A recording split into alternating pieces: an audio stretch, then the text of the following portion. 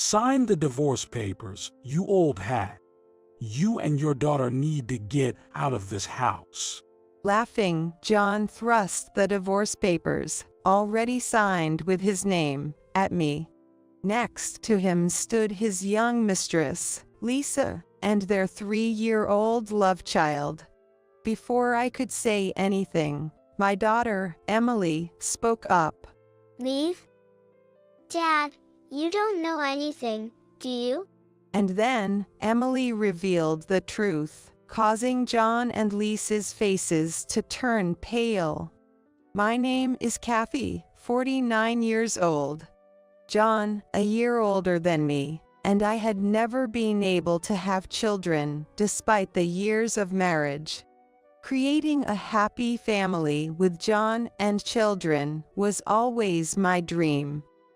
We should pass on my superior genes to the next generation, right? John would say, half jokingly. Both of us strongly desired children, so we never missed a chance to try. Yet, I had never managed to get pregnant. When we went for tests at the hospital, it turned out that the issue was mainly our compatibility and something in my body. There's a good chance of having children if you continue with fertility treatments. I had been encouraged by what the doctor said and had persevered with the treatments, while thanking John for his encouragement. Then, at 38, I finally got pregnant. When we found out, we both went wild with excitement. John often fantasized about how brilliant our child would be. Maybe a doctor, a lawyer, or even a politician. Either way, he or she will be bound to be successful, right? He or she gotta get into a college with an SAT score over 1300. We need to start with high-quality early education. As long as he or she is healthy and happy, that's all that matters to me. When I said this, John got defensive and argued. Both of us graduated from top-tier universities. Our child has to be brilliant. Why settle for less? I gave up arguing.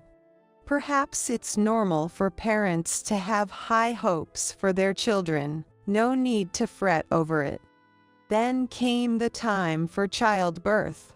It was a difficult birth due to my age. Despite the intense pain, unlike anything I had experienced before, I was determined to see my child.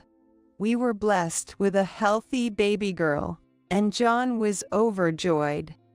Our child at last. Look at her intelligent face. I was incredibly happy too. From the time our daughter Emily was an infant, John started teaching her letters and object names, fully committed to her early education, as he had declared. It's too early for that. Strike while the iron is hot. Our child is no ordinary kid. Despite my caution, John wouldn't listen. However, when Emily was still under a year old, John was assigned to work abroad alone for a few years. The company showed little regard for an employee with a baby. It's a sign that I'm valued. It's an opportunity for promotion. So, John left for a distant overseas assignment for the sake of his career. I felt vulnerable. Was I to raise Emily alone from now on? Yet, I believed that maintaining a bond between him and his child was essential. I made sure Emily and John had daily video calls, telling Emily from a young age, "Daddy is working hard for you and me." Thanks to this, even though Emily hadn't seen John in person for years, she grew up adoring her father.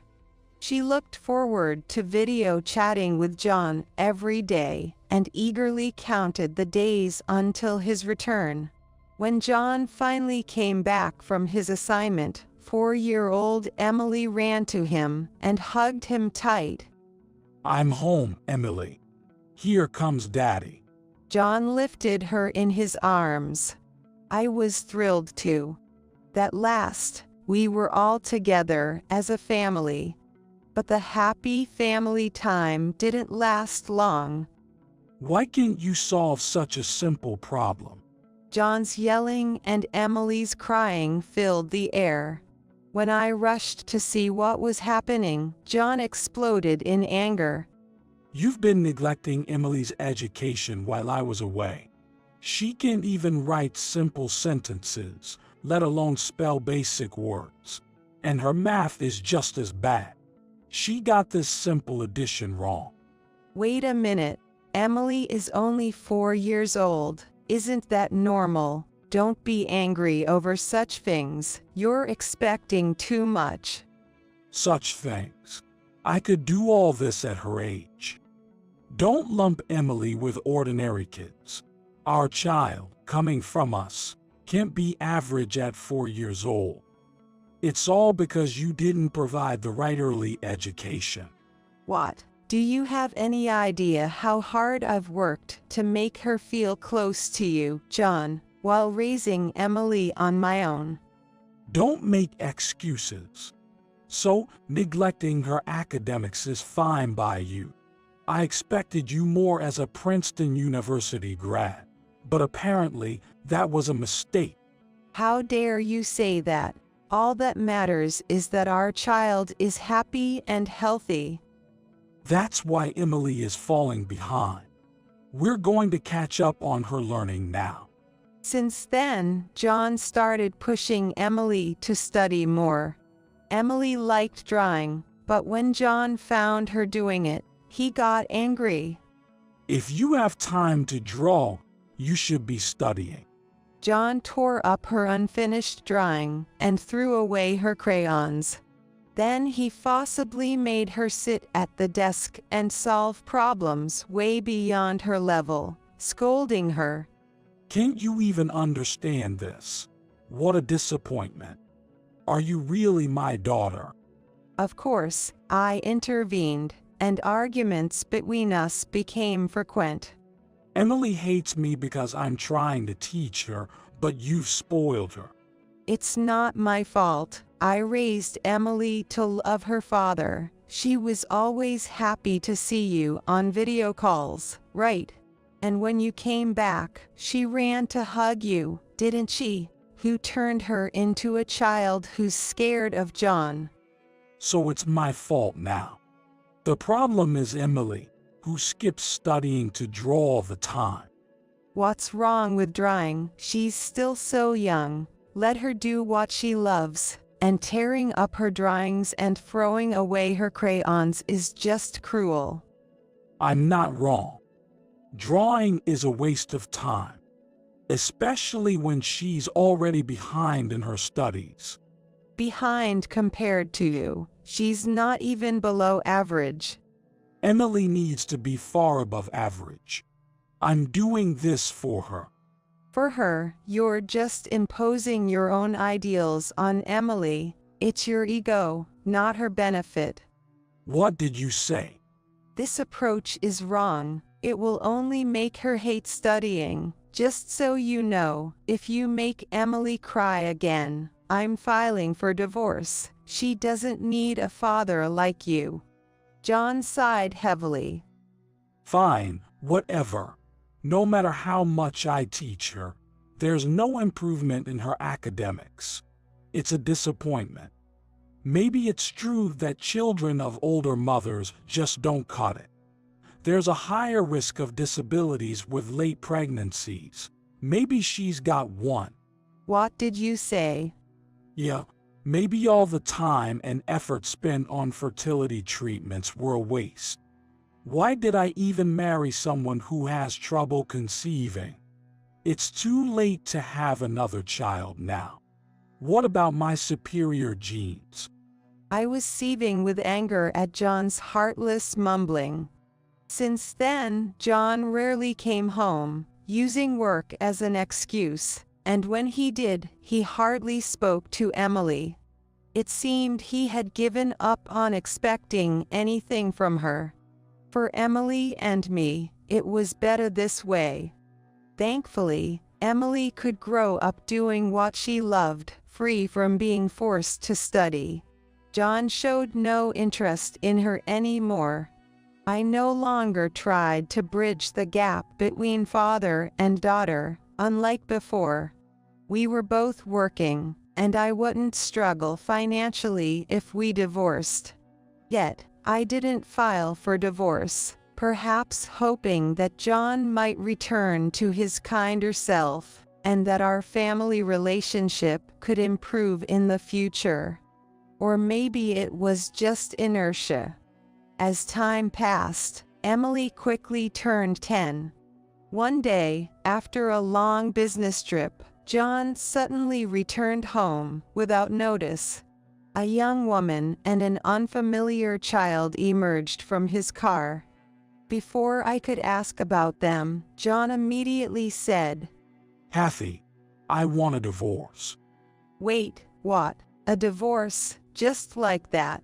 And who are these people?" I'll introduce them. Call Emily down. Just then, Emily came downstairs, and the 5 of us sat on the couch to talk.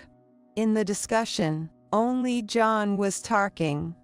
He embraced a child's shoulders, turning to Emily, and said, Let me introduce you. This is your brother, Luke. Brother. Yeah. He's my child with this lady here. John said, pulling the woman closer to him. So, John had a secret child. Looking closer, Luke indeed resembled John a lot. This Luke, unlike you, has been under my guidance since birth. Thanks to that, he's exceptionally talented and intelligent, unlike you. Just look at his smart expression. He's only 3, yet he can write simple sentences and do addition. Not to mention knowing the alphabet and simple words. Impressive, right? A far cry from the disappointment that you are. I was speechless with John boasting about his secret child to Emily. Next, John introduced his mistress, Lisa, to me. Lisa here gave birth to Lou. Having a child with someone other than you was the right decision, huh? Children from younger women are just different. Nothing like what an old hag like you could produce. And unlike you, she understands and agrees with my educational approach.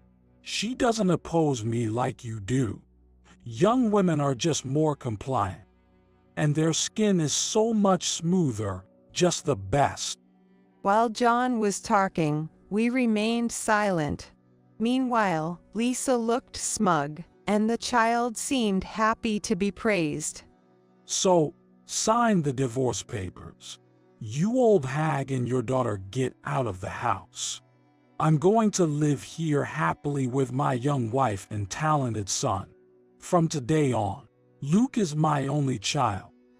The time I spent with you two was a complete waste. John placed the divorce papers signed with his name on the table and slid them towards me. Before I could say anything, Emily spoke up. Get out. Dad, you don't know anything, do you? The one leaving should be you because this house belongs to Mom. John and Lisa were taken aback.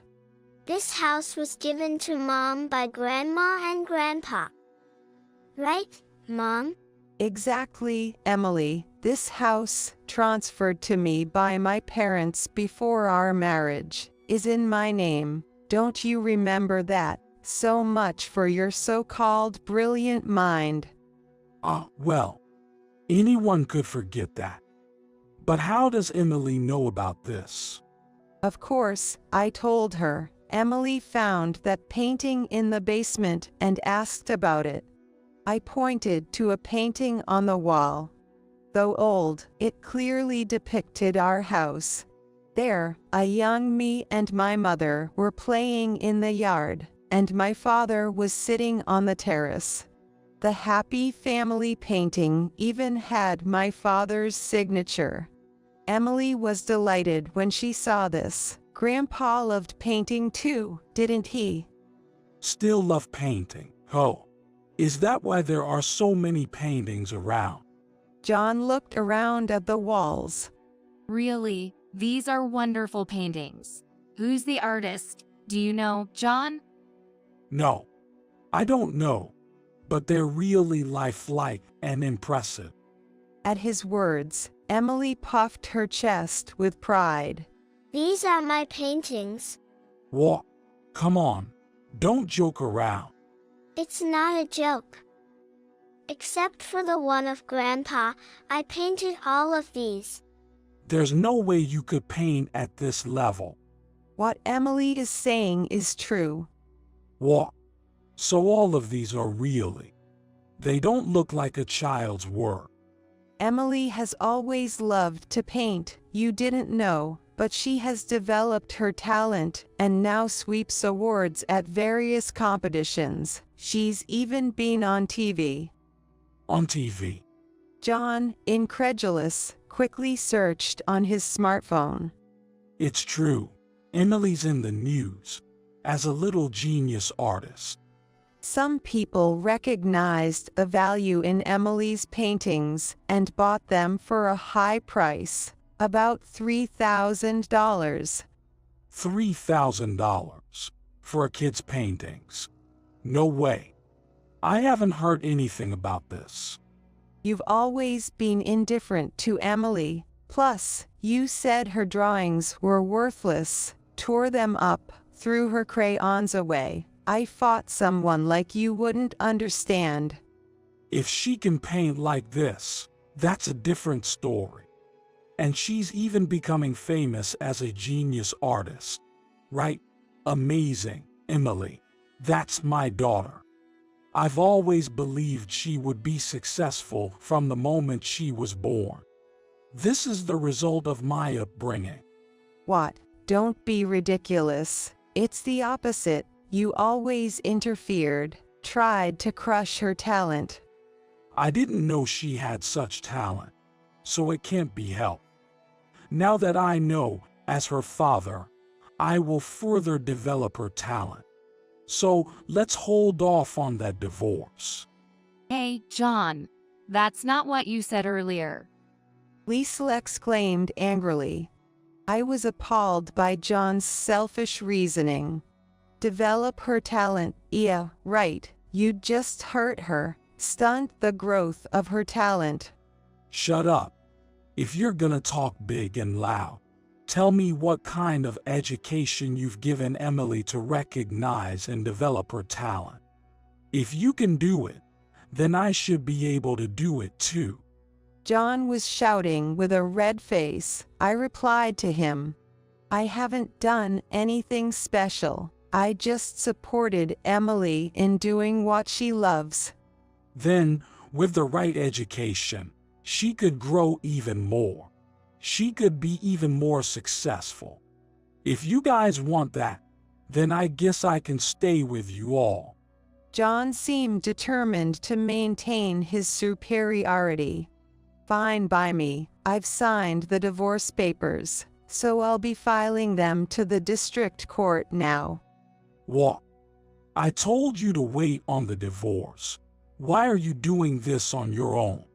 On my own. You were the one who signed the papers and thrust them at me. At that, John was at a loss for words. Lisa was shaking John. You're going to divorce Kathy and marry me, right? You said Luke was your only child. You're not backing out now, are you? Huh? Shut up. Just be quiet for a minute. Don't take your frustration out on the young woman who gave you a talented son. Anyway, as you wished, we're getting divorced. So could you three please leave? Wait, are you sure about this? Life will be tough if you divorce me. We make enough money working together, and I can live without you. You're okay with taking her father away from the child? She's better off without a father like you. Besides, you said your only child is the talented Luck, Now that you know Emily has talent, you suddenly care. Well, it's too late. Here, Dad, I'll show you my latest painting that won an award. Emily went upstairs, came back with a painting. I knew exactly which one she would bring. She grinned and unfolded the painting for John and Lisa. This one's called Shade of Love. Seeing the painting, John and Lisa froze, turning pale. No wonder. It depicted them.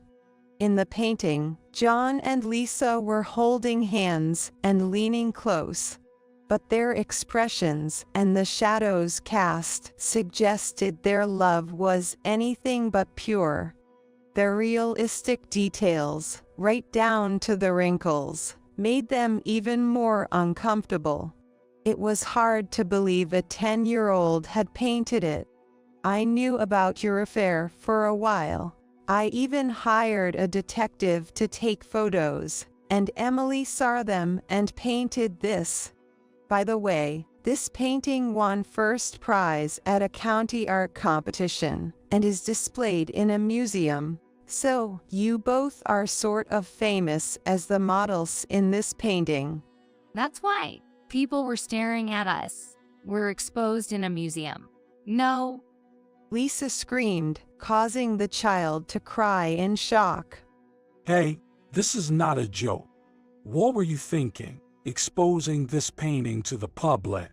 Well, I thought you and that lady made a great subject for a painting. Emily replied nonchalantly. This meant John could no longer boast about being the father of a genius artist. He must have realized this. Look, just go. I think you understand, but I'll be filing for alimony from both you and Lisa, and child support from you, John. I kicked them out of the house, feeling drained. Emily and I then went to the district court to submit the divorce papers. Later, through a lawyer, I demanded a hefty alimony from John and Lisa, including child support for Emily for sure. John, who earned well, paid the alimony for both himself and Lisa in a lump sum, and agreed to monthly child support payments. A year later, Emily and I were living comfortably in our house when John showed up out of the blue. It's been a while. You guys haven't been struggling without me, have you? I can come back. John's still talking down to me as usual, but his appearance is a mess like I've never seen before. His clothes are all tattered, his hair's a mess, and his eyes look empty and sunken. It was clear something had happened. Ignoring his appearance, I responded, "We're not struggling at all. I got a promotion and a raise, and Emily is further developing her artistic talent. More people are buying her paintings, so we're fine. You, Lisa, and your talented Luke must be living happily too." I assumed John had officially married Lisa by then. Hearing this, John broke down and begged to be taken back. Please, let me be part of your family again. I have no one else but you two. Confused, I decided to listen to his story. It seemed John regretted not becoming the father of a genius artist. Moreover, in his and Lisa's circle, many parents were investing in early education, and children with Luke's level of ability weren't uncommon. In reality, they had willingly connected with such people. Suddenly, the academic abilities of Luke that John had boasted about no longer seemed rare or exceptional to him. If Emily can do it, Luke should be able to as well. John tried to make Luke paint, but his approach was harsh. John took away the picture book Luke was reading, dragged him in willingly to a canvas, handed him a paintbrush, and yelled at him to paint. If he didn't like the painting, he would tear it up and scream at him. Don't mess around. You're terrible. Why can't you paint exactly what you see? You won't beat your sister like this. Why such awful colors? You're a disappointment, a stupid son. John compared and berated him. I hate you, Dad. Luke became completely frightened and started sobbing. Hearing this, John yelled even more, repeating the same mistakes he made with Emily, but he never realized it. The difference was Lisa's obedience to John. Unlike me, she never tried to stop him. Just do as your father says. Don't make him angry. Instead, it seemed she was saying that to Luke. No one stopped John's rampage, and it wasn't long before it turned violent. Luke is only 3 years old. If he starts drawing high-level paintings now, he can become a younger genius artist than Emily. He can surpass her and show them all. John was obsessed with this idea and subjected Luke to an almost bullying form of education day after day. Eventually, neighbors reported John's actions as abuse, and Luke was taken into Child Protective Services. I'm just educating my beloved son, John claimed, but his argument was completely disregarded.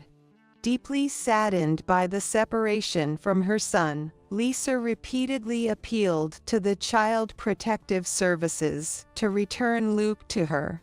The staff explained to her that what John was doing qualified as educational abuse, and that unless she divorced John, they could not return Luke. These words were a wake-up call for Lisa, and she decided to divorce John. Please divorce me. I can't stand to see Luke being bullied by you anymore. I've been a bad mother for not protecting him. I believed, or tried to believe, in your so-called education.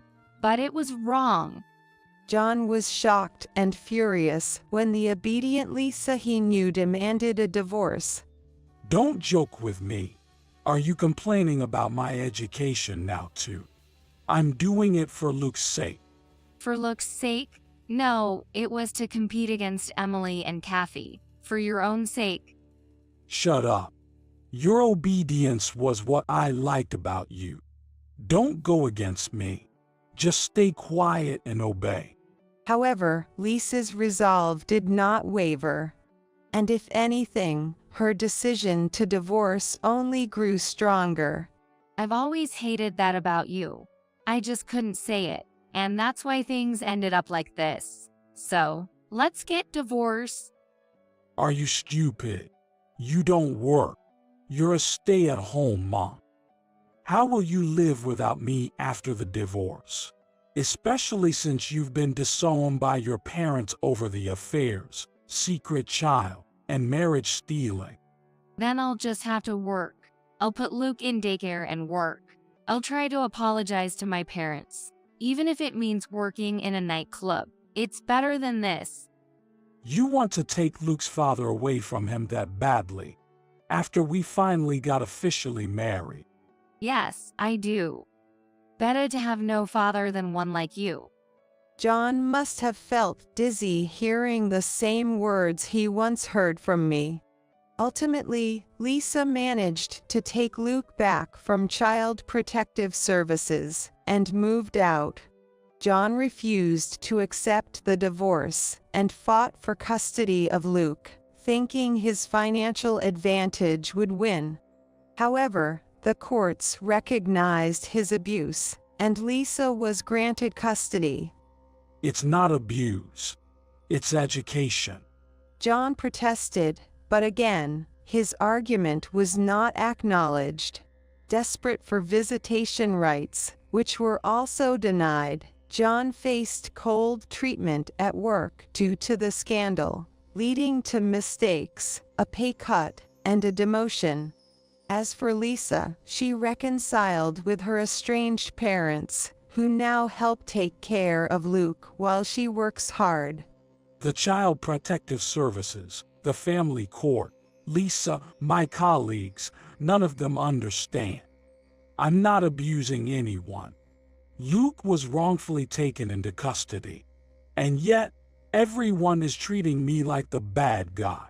I was completely dumbfounded. Even now, this man didn't understand what he did wrong. He didn't understand, and that's why he repeated his mistakes. It seemed futile to say anything, but I couldn't hold back. You're treating the child like a tool to satisfy your own ego without considering his feelings. Just go. Don't show yourself in front of Emily again. You have no place here anymore. With my cold voice, John left in shock, staggering away. Later, I heard from an acquaintance that John is now claiming on social media about kidnapping by Child Protective Services and child abduction by his wife. I saw John's social media account through the acquaintance.